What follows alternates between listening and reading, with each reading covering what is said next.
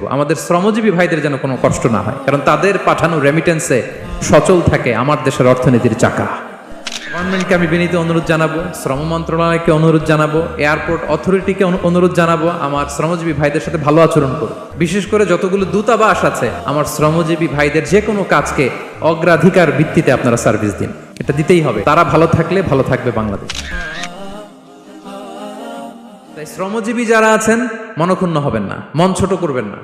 You are the super hero, you are the super hero, you are the remittance fighter of our country. এজন্য রাস্তা দিয়ে যখন হাঁটবেন বুক ফুলিয়ে হাঁটবেন, আর বস্তা ভরে টাকা নিয়ে দেশে ফিরবেন, ঠিক কিনা বলেন? বুক ফুলিয়ে হাঁটতে হবে। এজন্য আমি আমার প্রিয় মাতৃভূমি বাংলাদেশের গভর্নমেন্টকে অনুরোধ করবো, আমাদের শ্রমজীবী ভাইদের যাতে সুবিধা হয় এই ব্যবস্থা আপনাদের করতে হবে, বিনীত অনুরোধ রাখবো। শ্রম মন্ত্রণালয়ে যারা দায়িত্বে আছেন স্পেশালি তাদেরকে রিকোয়েস্ট করবো, আমাদের শ্রমজীবী ভাইদের যেন কোনো কষ্ট না হয়, কারণ তাদের পাঠানো রেমিটেন্সে সচল থাকে আমার দেশের অর্থনীতির চাকা। তারা ভালো থাকলে ভালো থাকবে বাংলাদেশ। ভেরি সিম্পল, ঠিক কিনা বলেন? আমার যে ভাইটা পরিচ্ছন্নতা কর্মী, রাস্তা ক্লিন করে, এয়ারপোর্টে ওয়াশরুম ক্লিন করে, একজন পরিচ্ছন্নতা কর্মী, তারও 20 থেকে 30 হাজার টাকা বাংলাদেশে ঢোকে প্রতি মাসে। আপনি চিন্তা করতে পারেন? হ্যাঁ, 6টা মাস যদি রেমিটেন্স বন্ধ হয়, শ্রীলঙ্কার চেয়েও খারাপ অবস্থায় বাংলাদেশে চলে যাবে।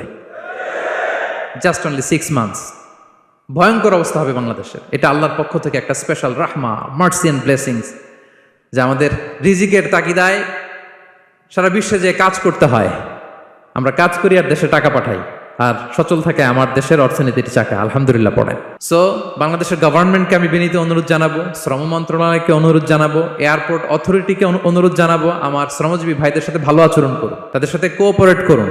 বিশেষ করে যতগুলো দূতাবাস আছে সারা বিশ্বে, বাংলাদেশের যে মিশনগুলো, দূতাবাসগুলো, আমার শ্রমজীবী ভাইদের যে কোনো কাজকে অগ্রাধিকার ভিত্তিতে আপনারা সার্ভিস দিন, এটা দিতেই হবে, ঠিক কিনা বলেন? তারা ভালো থাকলে ভালো থাকবে বাংলাদেশ। তো এই জন্য শ্রমের কোনো বিকল্প নাই। নিজ হাতে উপার্জিত অর্থ, নিজ হাতে উপার্জিত কামাই, এটা শ্রেষ্ঠ কামাই। তো আলহামদুলিল্লাহ আজকের অডিয়েন্সের মধ্যে শ্রমজীবী ভাইয়েরা বেশি, আলহামদুলিল্লাহ পড়েন।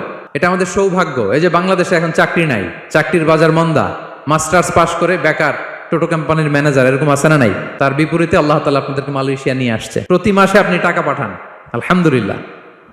আপনি বাংলাদেশের যে উন্নয়ন, বাংলাদেশের যে ডেভেলপমেন্ট, এই যে স্মার্ট বাংলাদেশ বলে বলে মন্ত্রীরা মুখে ফেনা তুলে ফেলে, এটার গর্বিত অংশীদার আপনি, ঠিক কিনা বলেন? আপনি গর্বিত অংশীদার। You are the contributor, you are the real contributor. আপনার অবদানে বাংলাদেশ আজকে সচল, আলহামদুলিল্লাহ। সো মন ছোট করার কোনো সুযোগ নেই।